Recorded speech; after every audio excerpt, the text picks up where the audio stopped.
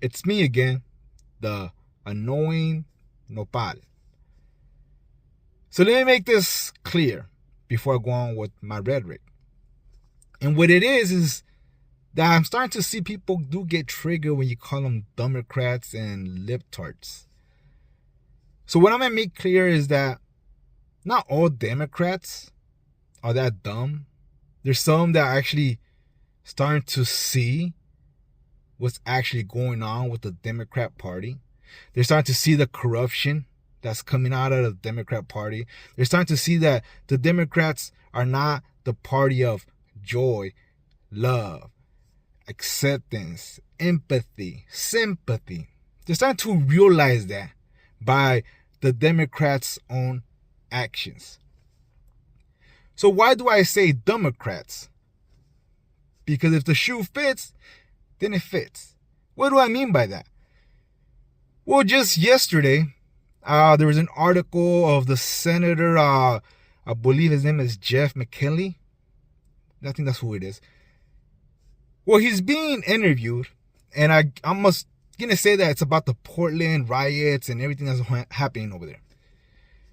So what he ends up saying is that what's going on in Portland, it's all staged. It's not true. They staged it so that it gives Donald Trump the reason to bring National Guards. And that's why I say Democrats, because that's a dumb answer. That is something beyond dumb. Like, there's no limit to how much they're willing to lie to the public. So why do I say that is dumb? And why do I say there's no limits to the lies that they're willing to tell the public? And the corporate media has a lot of fault at this, because they can grill them with questions, try to see how much truth they're telling, but they don't. They just kind of like, oh yeah, okay, cool. And Trump is doing all this because he is a dictator and he's a racist and he's a fascist. And they help one another to spread the lies, to mislead the people. So by him saying that, obviously that's a very dumb response. And it's a flat out lie. But the Democrats and the libtards that believe this rhetoric will eat it for breakfast, lunch, and dinner. And we're seeing the fuel that comes out of that rhetoric. So by him saying that, and the corporate media spilling it over to the public, it's very dishonest and disgusting, because the nerve that they have to keep saying that the conservatives are the problem, to say that this administration is a fascist, Nazi, so on and so forth. And yet, they've been lying through their teeth this whole time. Everything they have done for these past couple of years have been a dictatorship, such as Arctic Frost. I brought it up last time, but Arctic Frost is pretty much an investigation that the Biden administration had on the conservatives and Republicans under investigation. They were monitoring Republicans and conservatives organizations. They were monitoring the politicians, just like they did to Donald Trump in his first term. Isn't that a little dictatorship, or full blast dictatorship? But they're going to keep pointing to this administration. So Donald Trump had a roundtable on Antifa just recently. There were actual real reporters, real journalists on that table that have gone to Portland and have been assaulted, threatened, and harassed. In some cases, they have been arrested for them defending themselves.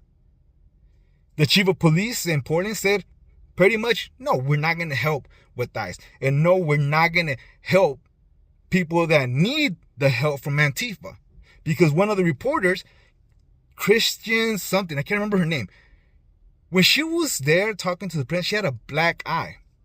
And she talked about what just happened about a week or so, 2 weeks, where she got hit with a metal rod by Antifa. She even said that she went and got the Antifa, had her on the ground, calling cops. Cops didn't never showed up. Antifas came, they helped her escape. And she saw where they ran. It was a house a block away from the ICE facility. She also went on to talk about how organized they are. How they have shifts around the clock in that house that she was talking about, the safe house.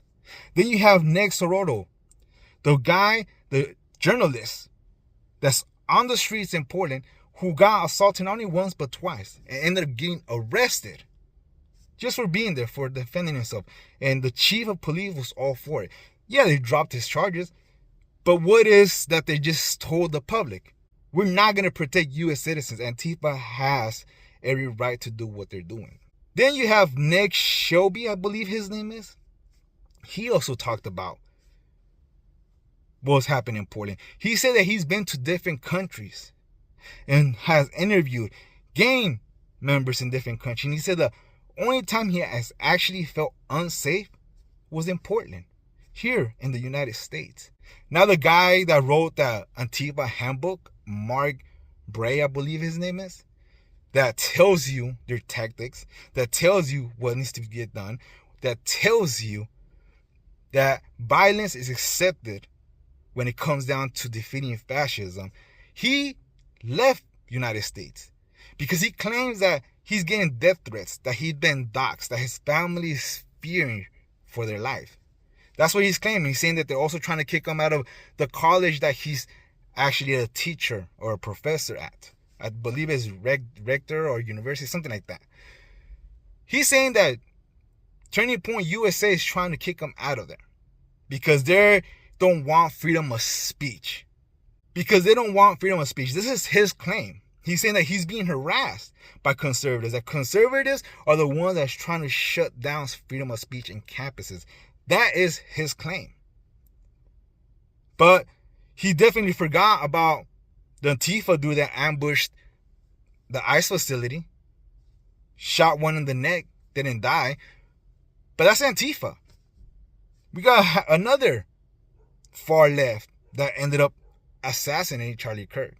So this guy that wrote the book of Antifa's handbook to tell you what are their plans, how to conduct their plans, how to get things done, was here in the United States the whole time, and now he's fearing for his life.